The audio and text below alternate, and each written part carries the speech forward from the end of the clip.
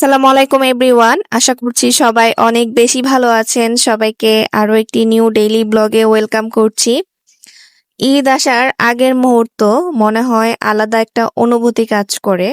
মনে হয় সবকিছু একটু নতুন করে সাজিয়ে গুছিয়ে নেই, পরিষ্কার করে নেই। তাই আজকে আমি সবকিছু টুকটাক করে একটু ক্লিন করছিলাম। এছাড়াও ক্লিনিং জিনিসটা শুধু আমার জন্য কাজ না, এটা আমার জন্য একটা থেরাপির মতো।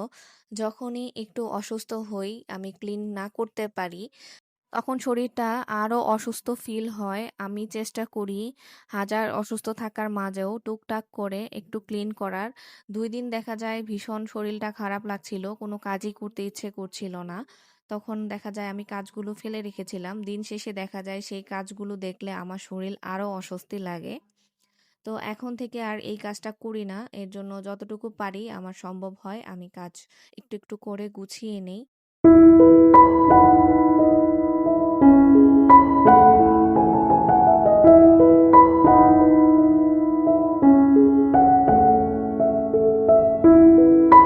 আর এই ক্লিনিং এর ব্যাপারটা আমার কাছে একটু ভিন্নই লাগে, কারণ আমি কিন্তু সময় মেনটেন করে যে ক্লিনিং করি বা এই সময়টাতেই আমার কাজ করতে হবে ব্যাপারটা এমন না। আমার যখনই ভালো লাগে বা যখনই কিছু এলোমেলো লাগে, সেটা রাত 12টা হোক বা একটাই হোক, সেটা বিকেল হোক বা সকালই হোক, আমি কিন্তু তখনই কাজ শুরু করে দেই। আমার যখনই ভালো লাগে আমি কাজ করি। আমি আসলে ওইভাবে যে টাইম মেনটেন করে কাজ করা, সেটা আমি কখনোই করি না।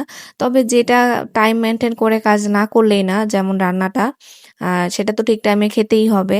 তো সেটা আমি আসলে টাইম মেনটেন করেই করি। আর যখন বাসায় গেস্ট আসে তখন তো একদম সময় মতো সব কাজ করে দেই। আর বাসায় যখন একা থাকি আমি, তখন আমি হচ্ছে আমার মতো করেই আস্তে ধীরে কাজগুলো করি।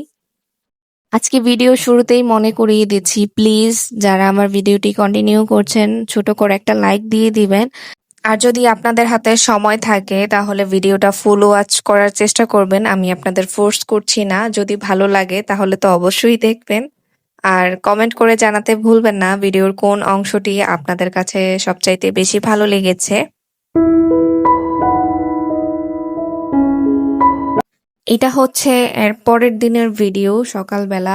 আমার ছেলের জন্মদিন ছিল, এটা বেশ কয়েকদিন আগেরই ভিডিও। আমি হচ্ছে রসুন এখন ব্লেন্ড করে নিব। আমার কাছে রসুন কিন্তু এভাবেই সুবিধা হয় ছুলতে। আর পুরোপুরি রসুন কিন্তু ছুলে আমি ব্লেন্ড করি না। আমি বেশিরভাগই হচ্ছে দেখা যায় ছোলা সহই ব্লেন্ড করি। আর বড় বড় যেই ছোলাগুলা থাকে সেগুলো হচ্ছে ঝেড়ে ফেলে দেই। তো গরুর মাংসের রেসিপি তো আমি এর আগেও শেয়ার করেছি।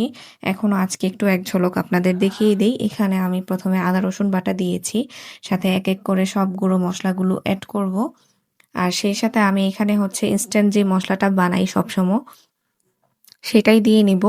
এটা দিলে আসলে গরুর মাংসের টেস্টটা অন্যরকম আসলে লাগে আমার কাছে, যেটা মনে হয়।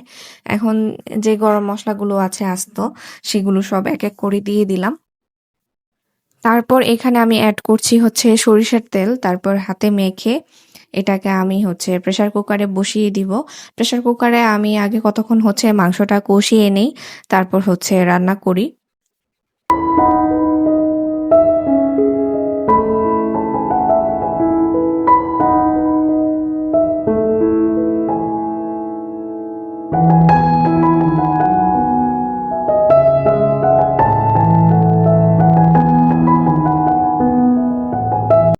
আর আমার ছেলেকে আমি জিজ্ঞাসা করেছিলাম, তুমি কি সেমাই খাবে না পায়েস খাবে? পরে সে বলেছে হচ্ছে পায়েস খাবে। তো আজকে আমি হচ্ছে গুড় দিয়ে পায়েস রান্না করব। আমার গুড়ের পায়েসটাই বেশি ভালো লাগে। এর জন্য এখানে আমি হচ্ছে 1 কেজির মতো দুধ নিয়ে নিয়েছি। পায়েস যখন রান্না করি আমি চেষ্টা করি একটু বেশি করেই রান্না করার জন্য, কারণ এটা খেতে কিন্তু ভীষণ মজার হয়, স্পেশালি যখন আমি গুড় দিয়ে এটা বানিয়ে থাকি। আর এইদিকে হচ্ছে পোলাওর চালটা আমি আগেই ভিজিয়ে রেখেছিলাম। এতে করে পায়েসের যে চালটা সেটা অনেকটা আস্ত আস্ত থাকে, একটু গলা গলা ভাব হয়ে যায় না। আর এখন আমি হচ্ছে খেজুরের গুড় দিয়ে দিচ্ছি। এই খেজুরের গুড়টা ভালো, এর জন্য আমি ডিরেক্টলি দিয়ে দিয়েছি আজকে, না হলে অন্য উপায় অবলম্বন করতাম। তো যাই হোক, এখন আমি পায়েসটা রান্না করে নিচ্ছি। আর সেই সাথে থাকছে আজকের মেনুতে হচ্ছে ভুনা খিচুড়ি। আমার হাতে সময় কম ছিল, এর জন্য আমি হচ্ছে আজকে রাইস কুকারেই বসিয়ে দিয়েছি হাতে মেখে। আমার কাছে মনে হয় যে কোনো জিনিস তাড়াহুড়া থাকলে এই রাইস কুকারে রান্না করে নিলে অনেকটা তাড়াতাড়ি কাজ সেরে নেওয়া যায়। আসলে জন্মদিন আমরা কখনোই পালন করি নাই ওইভাবে করে। যখন ওর ১ বছর হয়েছিল তখন আমরা ফ্যামিলি মেম্বাররাই আসলে মিলে কেক কেটেছিলাম ওর খুশির জন্য। কিন্তু তখন সে ওইভাবে বুঝতোই না। এখন সে মানে সেই জিনিসটা বুঝে, তার ফিল হয়। ও সেদিন বলেছিল ওর বাবাকে কেক আনার জন্য, কিন্তু ওর বাবা না ব্যস্ততার মাঝে আসলে ভুলেই গিয়েছিল। তো আমি আসলে ওইভাবে পাত্তাও দেই নাই, কারণ যেহেতু আমরা জিনিসটা পালন করি না, আর ওই দিনেই কেন কেক কাটতে হবে আমার কাছে মনে হয়। তো যাই হোক, এখন হচ্ছে ওইভাবে কোনো কেক টেক কাটি নাই আমরা, জাস্ট একটু ভালো মন্দ তো খাওয়া যায়, তাই না? এর জন্য হচ্ছে একটু রান্নাবান্না করছিলাম। আর এইদিকে কিন্তু আমার পায়েস রান্নাটাও হয়ে গিয়েছে। আমি এটাকে খুব সুন্দরভাবে সাজিয়ে নিলাম। আর ইহানের বাবা বলেছিল আমাকে একটা কেক বানানোর জন্য, কিন্তু রোজা রেখে আসলে আমি ওইভাবে এনার্জি পাই নাই। ক্রিম কেক বানানো আসলে খুবই ঝামেলার আমার কাছে মনে হয়, কিন্তু যখন পাউন্ড কেক তৈরি করি ওইটা আমার কাছে এত ঝামেলার মনে হয় না।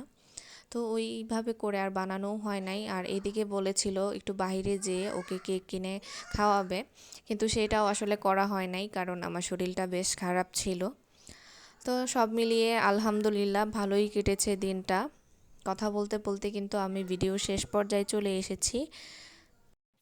সবাই ভালো থাকবেন আর আমাদের জন্য কিন্তু অবশ্যই দোয়া করবেন। আমি কিন্তু অগ্রিম ঈদ মোবারক বলে দিচ্ছি, কারণ ঈদের প্রস্তুতি বা ঈদের চাঁদ রাতের ভিডিও তো আমি নেক্সট সময় আপলোড করব। আজকে তো আর করতে পারছি না, যেহেতু কালকে ঈদ। আমি ভিডিওটা অনেক দিন আগেরই, কিন্তু ভয়েসটা যেহেতু আজকে দিচ্ছি, এর জন্য সবাইকে আবারও বলে দিচ্ছি ঈদ মোবারক। আল্লাহ হাফেজ।